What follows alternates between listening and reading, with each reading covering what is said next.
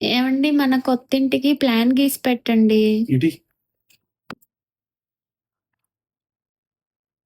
మనకున్న ఏరియా ఎంత? Okay. Okay. ఇక్కడ ఎంట్రన్స్ పెడతాం.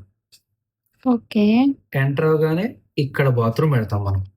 ఎంట్రన్స్‌లో బాత్రూమ్ ఎందుకు? అది ఇంటికి ఇమీడియట్‌గా వచ్చినట్టు వెళ్ళాలి కదా! సో, ఇమీడియట్‌గా ఇక్కడ సింగిల్ బెడ్‌రూమ్. సింగిల్ బెడ్‌రూమ్‌లో వీడికి ఇక్కడ పెడతాం బాత్రూమ్. సింగిల్ బెడ్‌రూమ్‌లో మళ్ళీ బాత్రూమ్ ఎందుకు? అంటే ఈ బాత్రూమ్‌లో పడుకున్నోడికి వెళ్ళాలి కదా! పక్కనే డబుల్ బెడ్‌రూమ్. ఈ డబుల్ బెడ్‌రూమ్‌లో ఇక్కడో బాత్రూమ్, ఇక్కడో బాత్రూమ్ పెడతాం. మళ్ళీ 2 బాత్రూమ్‌లు ఎందుకు? ఇందులో వాడు ఇక్కడికి, ఈడు ఇక్కడికి పోవాలి కదా!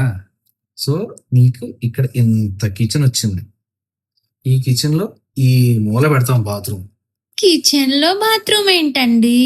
కిచెన్‌లో చేసేటప్పుడు వస్తుంది కదా! ఇప్పుడు వెళ్ళాలి కదా! ఇక్కడ నీకు హాలు. ఈ హాల్‌లో ఇక్కడ 3 సీటర్ సోఫా.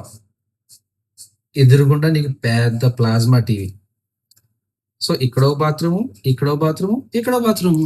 3 బాత్రూమ్‌లు హాల్‌లో ఎందుకు? అంటే 3 సీటర్స్‌కి 3 ఉండాలి కదా!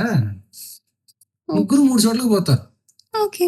ఇక్కడ నీ లివింగ్ ఏరియా. ఇక్కడ ఏకంగా 4 బాత్రూమ్‌లు పెడతాం. 4 బాత్రూమ్‌లు ఏం చేసుకుంటారు?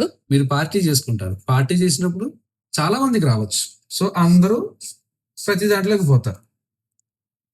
ఇక్కడ మెయిన్ ఏరియా. ఇక్కడ ఏకంగా బాత్రూమ్‌లే బాత్రూమ్‌లు, బాత్రూమ్‌లే బాత్రూమ్‌లు. నువ్వు ప్లానింగ్ చేసినా సొలప్ కాంప్లెక్స్ కడుతున్నావా?